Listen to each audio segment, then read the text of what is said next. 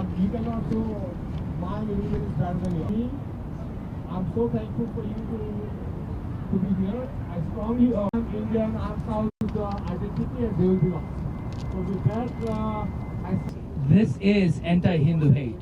It's been spewing in Pakistan, it's been spewing in Bangladesh, it's been spewing all over the world. This is anti-Hindu hate. Hindus were targeted specifically. To your friends, ask them to contact your legislative leadership. Call your elected leadership. Tell them that we can do by advocating to our elected leadership. I hope and pray that all of forget that our children are born here and we are the citizens of United States of America. About the procession and the do's and don'ts when we walk. Make sure the world acknowledges finally what has actually been happening to Kashmiri Hindus over decades. Honestly, I have changed, and we still go around making stories, spreading false narratives that they just got caught in the line of fire. No, they did not. They were singled out, they were identified, they were asked to resign. We are here, the Washington, D.C., Virginia, Maryland, Kashmiri, as well as all Hindu communities here together, here in the historic Washington Monument, here getting together to mourn the massacre of Hindus in Pahalgam a few days back. And the main reason for us here to come is to awaken the conscience of humanity, awaken the conscience of America, awaken the conscience of India, and awaken almost every victim country of the world who are being terrorized by radical Islamic terrorism. Gone are the days when people could become apologists to explain these killings. Gone are the days when New York Times could be believed to give any news who tries to characterize these victims as somehow victims of shooting, who calls these as gunmen. The honest truth is, we are telling here, New York Times, it may be time for you to correct your English and know that this was a heinous crime of terrorism against innocent tourists.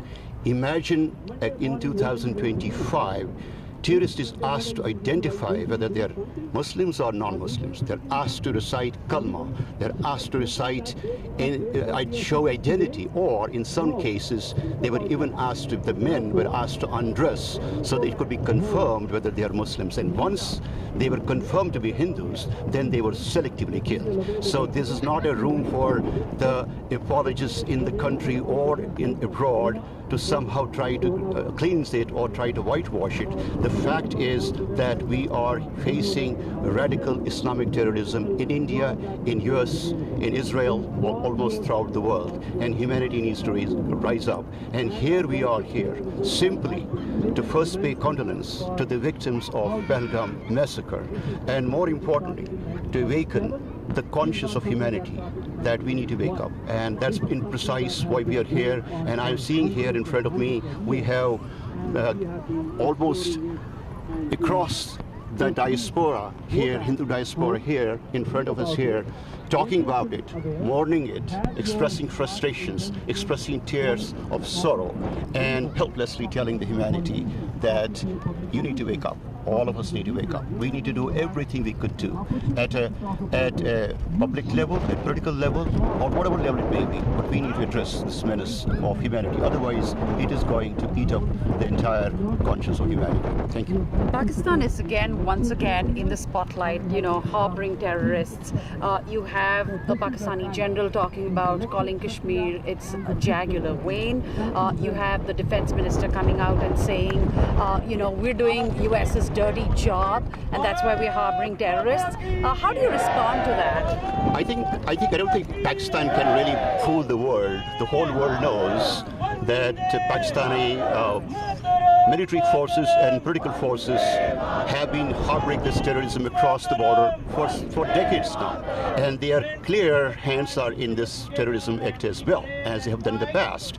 And I think as much as they try to whitewash it, it's not going to really fly with the people who really know in the world that Pakistan has indulged in pure radical Islamic terrorism and across the border, and their final aim is basically to bleed India using 1,000 wounds, as they always have said. And I think it's for India to get up And to say that simply talking about being a superpower is not enough. It's time for them to act at every level, at a political level, at military level, at the public level. And that's why really we are here to remind all the people that the storm is here. Don't pretend it never happened. Thank I you. would like to urge President Trump and the US administration to recognize the terrorism problem that's existing out there in Kashmir. The proxy war that Pakistan has been instigating, funding, and sort of orchestrating for the last decades. We have had 30,000 plus more Indians and Hindus being targeted. It's time to solve this problem, this proxy war problem, and for once and all, highlight the terrorism that Pakistan is instigating and is responsible for in this region. Thank you. Thank you.